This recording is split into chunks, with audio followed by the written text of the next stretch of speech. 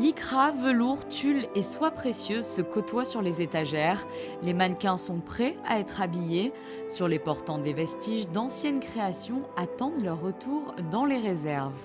Jean-Michel Lenné, responsable du département costume de la compagnie des ballets de Monte-Carlo, nous ouvre les portes de son atelier de couture et se confie sur cette passion qu'il entretient depuis plus de 25 ans. Cette envie de construire avec ses mains quelque chose et en plus de donner vie, notre vie, de par le costume. Je pense que c'est ça aussi qui m'intéresse, c'est de changer de personnage. Moi j'ai travaillé pour du théâtre aussi autrefois et j'aimais bien ce côté travailler sur l'acteur, travailler sur le personnage pour justement changer d'aspect, et aider le comédien, et là en l'occurrence les danseurs, à interpréter des rôles. Je pense que c'est ça qui aussi est très intéressant. C'est dans cet atelier que naissent ces créations féeriques, La Belle au bois dormant, Lac ou encore Roméo et Juliette. Chacun de ces costumes mythiques a été créé sur ces machines à coudre par une équipe de passionnés. Mon rôle évidemment est de chapeauter la fabrication jusqu'au bout, de m'occuper à ce que tout soit le plus parfait possible jusqu'au dernier jour, mais également d'être aux côtés de Jean-Christophe et du créateur de costumes ou de notre chorégraphe, pour regarder tous les jours sur scène ce que donnent les costumes et de peaufiner, hein, c'est-à-dire de rentrer dans le détail, voire même parfois de changer un costume au dernier moment parce qu'il ne fonctionne pas au niveau du personnage, du coloris ou autre chose, quoi. Donc en fait, jusqu'au jour de la première, on est tenu à être sur le qui-vive et à pouvoir intervenir sur tous les costumes. Dans l'atelier, pas le temps de s'ennuyer, les chorégraphies s'enchaînent entre la création de costumes et la remise en état des autres. Il n'y a pas une minute à perdre. On est habitué à gérer rapidement, d'être très réactif.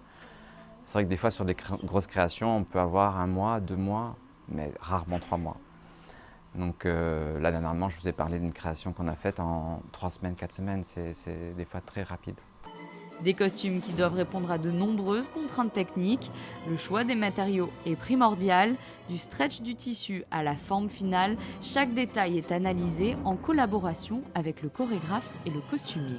Moi j'aurais tendance à faire les costumes au dernier moment, c'est-à-dire en fonction sauf cas particuliers comme dans le Lac où il y a par exemple l'entrée de la Reine de la Nuit qui a une énorme robe portée par 2 garçons, mais je dois dire que je travaille toujours assez au dernier moment. Alors ça dépend, quand c'est avec Jérôme Kaplan, Jérôme est quelqu'un de très souple qui m'amène souvent une série de maquettes et je les sens ou je ne les sens pas, et en général il n'a absolument aucun problème à les refaire entièrement, il est très très souple par rapport à ça. Avec Guy Hôtel, c'est quelqu'un qui travaille aussi à la dernière seconde. D'ailleurs, c'est même très angoissant pour nos équipes techniques au niveau des costumes, parce qu'il est arrivé que les costumes sortent 15 jours avant la première. L'idée du costume sort 15 jours avant la première, ce qui donne un gros problème de temps de réalisation. Mais moi, j'aurais tendance à vouloir vraiment faire les choses tout en même temps. S'il n'y avait pas les contraintes techniques, tout simplement de pouvoir construire un décor ou de pouvoir le temps pour construire un costume, j'aimerais presque faire la première sans exactement savoir quelle forme ça doit avoir, et puis en voyant le spectacle petit à petit, finalement un peu, j'ai envie de dire, comme on décore à l'intérieur, quoi.